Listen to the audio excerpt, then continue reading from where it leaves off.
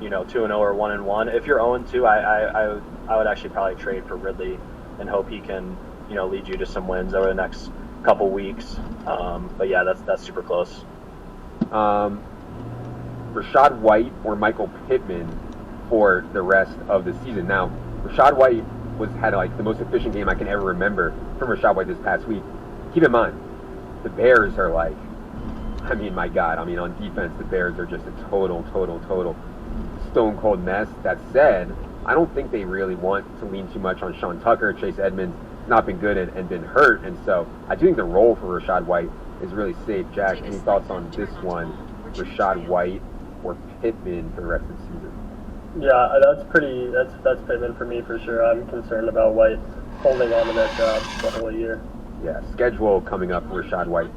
Very difficult. Also, Chai-Wan says he woke up at 7 a.m. to grab Kendry. That would be impressive, Kendry, except I was up at 5:30 a.m. taking care of kids, all right? But I don't want to hear about this 7 a.m. nonsense, all right, dude?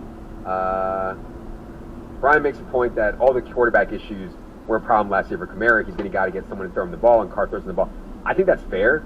The rushing metrics on Kamara were not nearly as strong as they've been in the past, but I do think that's fair. But that's what I'm saying. Like, put Alvin Kamara in a strict pass-catching role and let Kendry Miller be like your more Mark Ingram type, even though I think Kendry Miller is more explosive. So, yeah. Would you give up Swift and London for Josh Jacobs in a 12-team PPR, Mark? Give up DeAndre Swift and Drake London, key of the Fighting Arthur Smith, for Josh Jacobs in full PPR. I think I would do that just with how strong Jacobs' role has been through 2 weeks.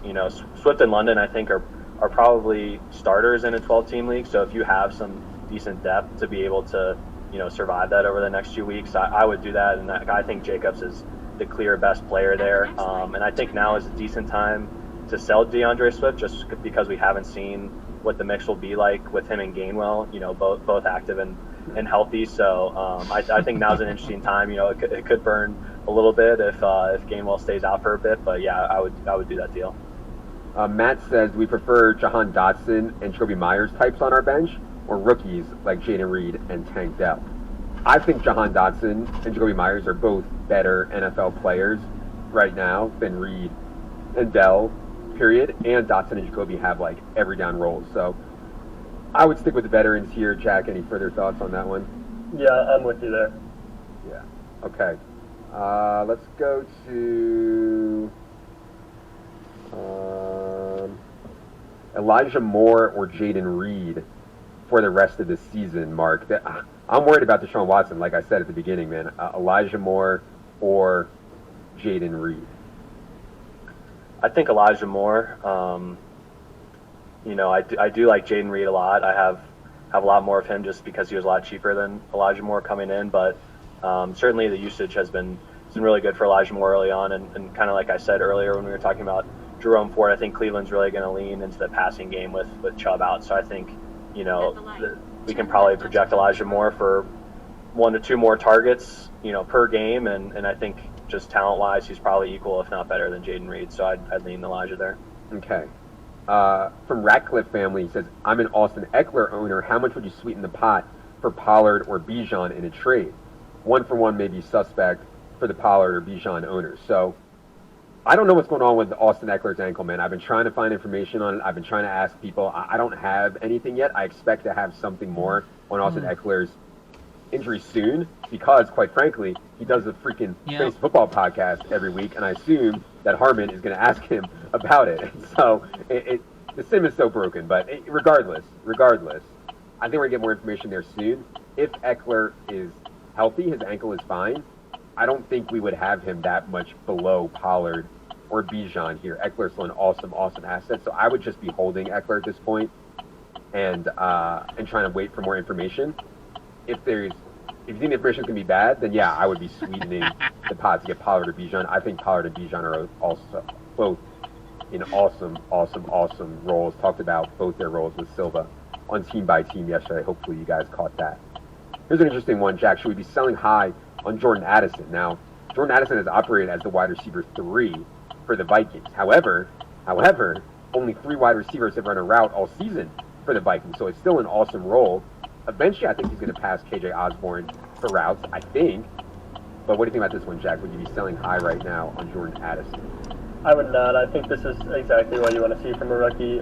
Even though Osborne's ahead of him in like snaps and routes, Addison has had 2 deep touchdowns in 2 games. He's frankly just a better player than KJ Osborne, and I expect that the talent's going to win out in the end. Obviously, Justin Jefferson and Hawk are commanding massive target shares, but the Vikings also have the second highest pass rate over expectation in the league and a pretty bad defense, so they're going to have to throw a ton this year. I think if anything, I'd be looking to buy Jordan Addison as opposed to selling him. Okay. I like that take. I agree. From Dusty Hobson, he says, will we trade Puka straight up for Kyron? This is a 10-team full PPR mark. Puka straight up for Kyron. Ram on Ram crime here. If you start 3 wide receivers in this league, I would say no, just because of bye weeks and potential injuries. I think you're going to want to have Puka on the team. If you only start 2 wide receivers and 2 running backs, man, I don't know, because Montgomery and Sanders on the bench, I think, is like pretty solid and similar range to Kyron when he's healthy. So I'd probably hold on to Puka, and I think, again, there's still elite upside there if Cooper Kupp doesn't come back by week 5 or re-aggravates anything or whatever. I think the upside still is better for Puka, and in 10-team leagues, we're shooting for that a bit more, so I'd keep Puka. Yeah, I mean, anytime it's close, I'm going to lean wide receiver, man. I mean, that's just going to be the way it is for me. From Jason, he says, would you deal Christian Watson and Jerome Ford for Deebo Samuel? He says, full PPR stronger at running back than wide receiver. I mean, I don't want to give up on Christian Watson. I still like it, and I like Jerome Ford too. And so, I thought Christian Watson and Deebo were actually kind of close coming into this season. I am a known Deebo hater, but that's besides the point. Jack, what do you think about this one? Give up Christian Watson and Jerome Ford to get Deebo Samuel. I would not be doing this trade. I think Ford is a pretty valuable asset right now. I think Christian Watson has a pretty good chance to play this week. So, yeah, I'd be holding on to the pair there as opposed to going for Deebo. From Lyndon C. says, what's Raheem Mostert's trade value right now? Sell high or hold? I mean, they did not want to put Devon Achane out there. I mean, even after Salvon Ahmed got hurt, they did not want to put Devon Achane out there for a very long time. Now Salvon Ahmed is missing practice, probably going to miss some time. We know Jeff Wilson remains on IR return. I think the question on Raheem Mostert is simple. Can he hold up for the whole season at age 31 with a really long injury history? I'm tempted to sell on Raheem Mostert, but that could look really bad. I mean, dude can play and the offense is clicking. Mark, what do you think about handling Raheem Mostert right now? I'd lean sell as well. When we were making the rankings and taking in feedback from the whole ETR team, this was a player we discussed, and we might be too low on him. We are kind of baking in a high amount of injury risk. So obviously, if he doesn't get injured, I think he's a locked-in RB2, probably more in like the running back 16 to 20 range. Whereas right now we have him at RB28. So I would lean selling him high, just especially after that big game on primetime TV. Everyone saw the explosiveness for Mostert, so I'd lean selling. But certainly that could come back to bite you a little bit. But yeah, I'd lean sell there. All right. LBJ says, what kind of package would you be willing to trade to get Breece Hall in redraft? I'm not, man. And I love Breece Hall. I love Breece Hall. Until they get an actual NFL quarterback in there, it's going to be very hard for Breece Hall to do it.